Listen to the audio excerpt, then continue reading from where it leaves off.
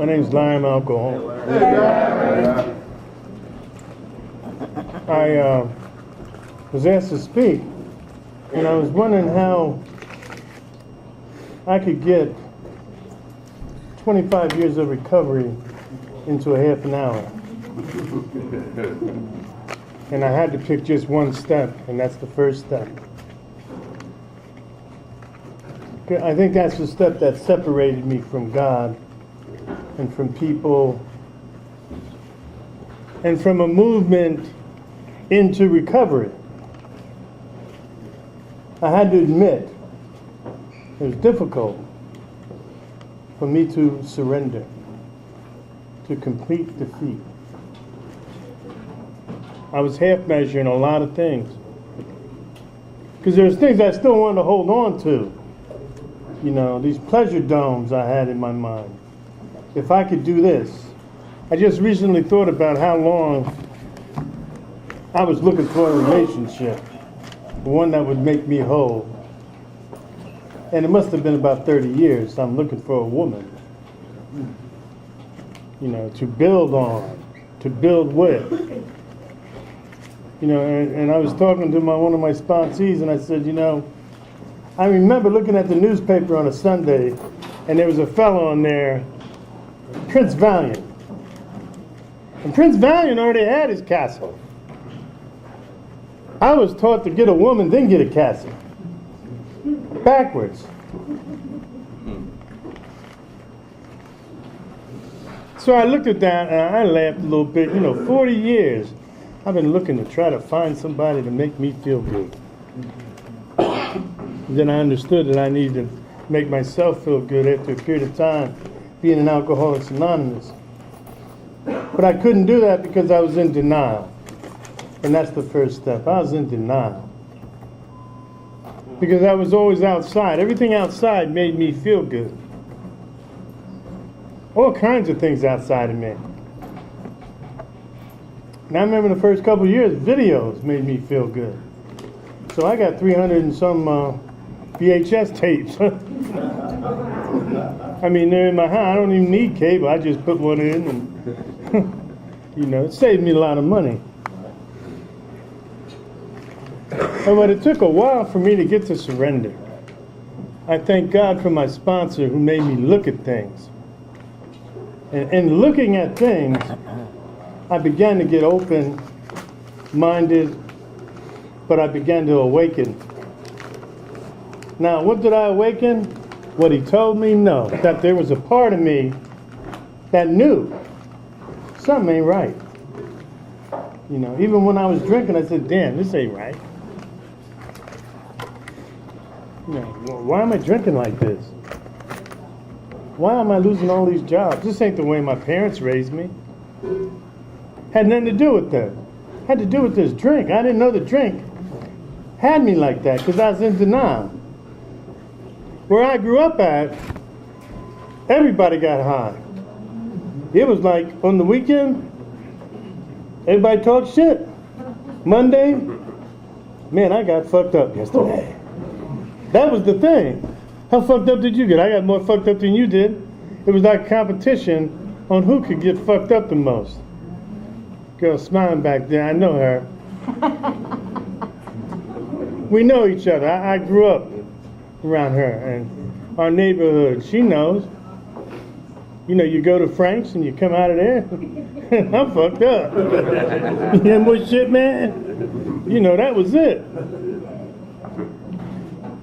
So when they told me in AA that you can't get fucked up no more, I said, damn, how am I going to live without this booze? How am I going to live without getting high?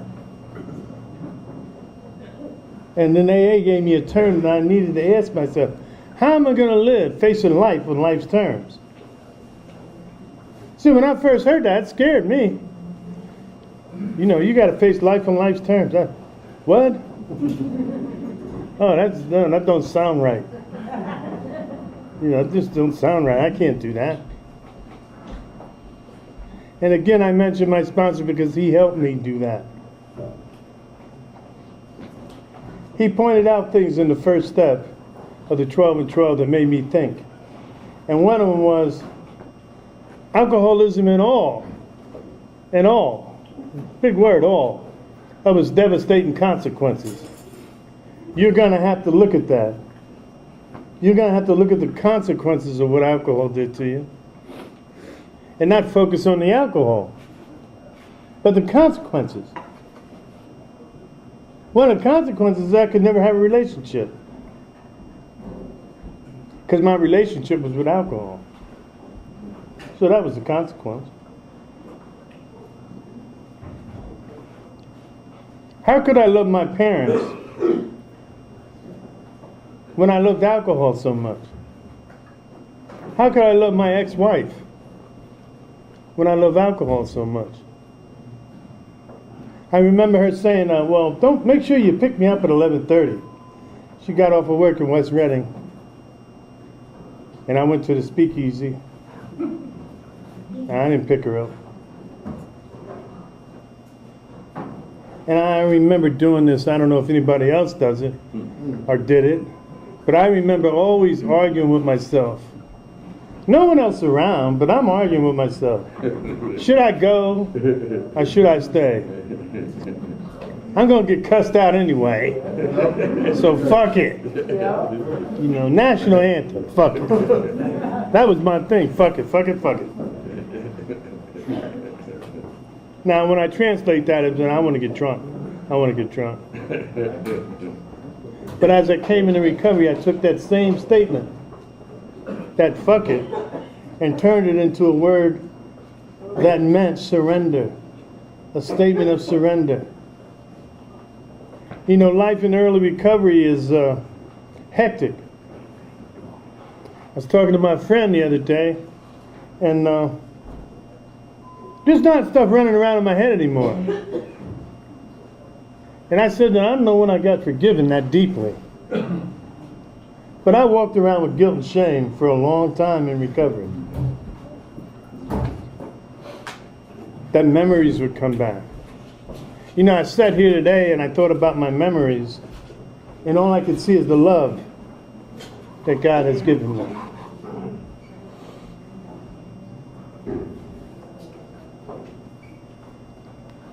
And that love overwhelms me at times. I want to say this because I may cry. I'm very sensitive because I had a stroke. Now, if you don't know about a stroke makes you real sensitive. Or not sensitive at all. You know, some people with strokes don't feel shit. I'm one of them people with a stroke that I feel everything.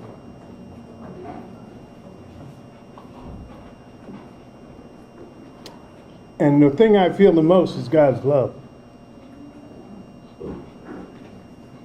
And you might say that's a blessing. And it is a blessing. At certain times, though, it isn't. You know, when I'm in dialysis and I'm watching TV and I see a woman hug a child,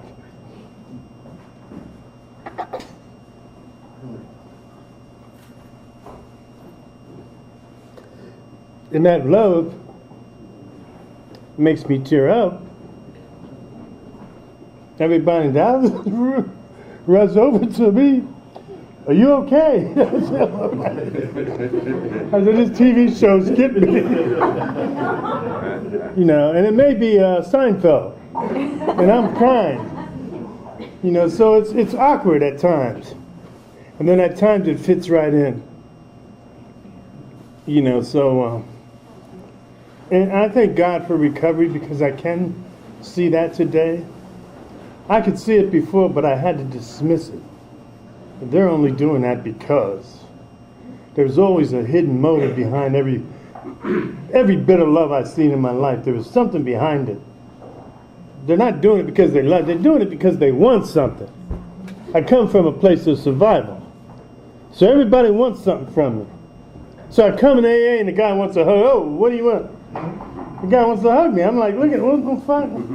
You know, he hugged me and I'm checking my pocket.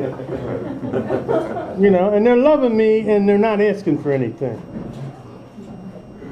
And it was scary, but it was God's love that I seen. I'm very fortunate to have come into AA when a lot of old-timers had a lot of love. I mean, I came in when the average age was probably 50 so. You know, you guys come in when it's 20 something, you know, and 30 and people in and out. And, you know, when I came in, it was guys 50, 60 years old, judges, lawyers, that had character, integrity, and they made you feel loved. They didn't judge you, and you didn't feel judged.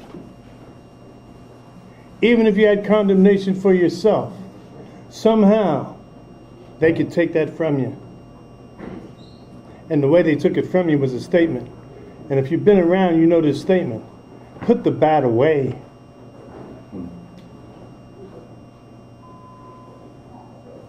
He used to say, put the bad away.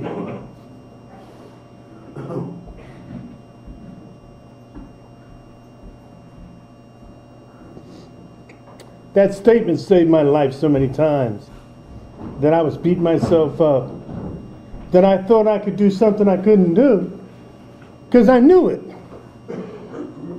See, the funny thing in recovery, you get knowledge, but you don't get power right away. Get a lot of knowledge, and you wind up saying, shit, I can't believe I did that again. And the beauty of it is we don't care if you did it again. We still love you. Keep coming back. I've seen people go out, come back in, go out, come back in. And then the beauty is the day they get it. The day they open up their mind to a different way of living. The way I had to, a different way of living. I held on to that old way because it was comfortable. Now the comfortability I felt was secure. I was secure in my madness. You know, if you made me feel insecure, I could cut you out. You know, fuck you then, motherfucker. And then they'd say, you ain't in recovery. Fuck you. And keep on marching. I didn't use today. You know, just treat you like a dog and say, I didn't use today. But I needed to do that. I needed to do that. I needed to do that and not be judged for that so I could change that. And that's the beauty of AA. The grace of God is in here. That you could make a mistake, pull up, look at your mistake, and come in here and tell everybody I made a mistake. You know, I was wrong. That's the key. I was wrong. That denial I talked about in the beginning, it's very hard to admit you're wrong. Thank God my group started you on the 10th step right away. Just told you, go tell them you're wrong. What? Go tell them you're wrong. Head down, I was wrong. But, you know, emotionally it didn't change because underneath, fuck you, motherfucker. I was wrong. You know. But just the step towards saying I was wrong allowed me to see that I might be wrong. To question myself, yeah, he may be wrong. And then later on, take an inventory deep enough to say I was wrong. And not be sorry for being sorry. See, that's a different place altogether. You know, before, it was I was sorry that I was sorry. But now, I'm not sorry that I'm sorry. I'm not sorry that I made a mistake. I messed up. And one of the reasons I could do that with courage and with a need not to feel guilty is because I came in AA. I remember one time I went to a big book study. I walked in, they all were crying. The men were crying. I was like, what the fuck's going on in here? They were all beating themselves up about their ex-wives and what they did to people. And I raised my hand. I said, this ain't what AA is about. AA is about saying it's okay. It's okay if you made a mistake. We're going to love you anyway. We don't care. What we do care is if you don't pick up a drink, because it will kill you. It will kill you. And the one thing alcohol loves is that you feel guilty and shameful. So we have these steps put together so we can get stuff out, open up, not hide shit. You're sober is your secret. These steps get rid of all of that. They can, if you're willing. If you're willing to say, yeah, I did that. And then the person on the other side said, damn, I did that shit too. That's the spiritual part. I found that out for myself. That when I went to my sponsor with some of the most horrible shit, he said, I did the same shit. And now we got to laugh about it. Not that we don't feel remorseful. But the one thing we do feel is not alone. Not alone. Loneliness was the key to a lot of my pain. We talked about it yesterday at a meeting. And I said there, and I'm saying here, that after doing 4 steps, my loneliness began in my room as a child. When I was a kid and I felt they punished me wrongly, I was wrongly accused. I went to my room and said they didn't love me. And when I wound up whining in that they don't love me, they don't love me, I began to create defects of character. Began to create walls and things that kept me from the people that loved me the most. And so when I got drugs and alcohol, I was happy to get away from those people that loved me the most. But I couldn't hear them. I remember my mom said, why do you keep going to your room? You keep going upstairs. Well, that ain't who you are. You're the one that used to come in the living room and make everybody laugh. And I was the joker. Stand in front of TV and dance. Get that family laughing. All of a sudden, I'm in my room with a towel at the door, the bottom of the door, and a window open, and I'm blowing smoke out. Now, I'm not laughing because I'm by myself. I remember the first time I did it, I was with somebody. We were rolling around in the bedroom, just high as a kite. Happy, laughing, and then up jumps the devil. What was the devil? The cool motherfucker. You know, that same guy's in AA, but he came in that reefer room and said, man, you ain't cool, you're laughing too much. And I'm confused, like, why should, no, you gotta be cool. So now everybody, instead of being nice and funny and laughing and joking and kidding around, everybody's cool. Spaced out. And we need music to make us space here. Now we get the Beatles and we get this music and we're really spaced out. We're trying to be cool. You know, recovery is a place where you can laugh. But if you're too silly, people will look at you funny and try to take that joy from you. There's a joy in here. For me, it's not outwardly as much as it's inwardly. Is that I look around and I know people here. I know you because I heard some of your story. I heard some of your life. I was amazed at rehab. It was amazing in rehab. In 30 days, I'm falling in love with people. I got a girlfriend and everything. Rehab, 30 days. You know. In 30 days, people are leaving, and I'm crying.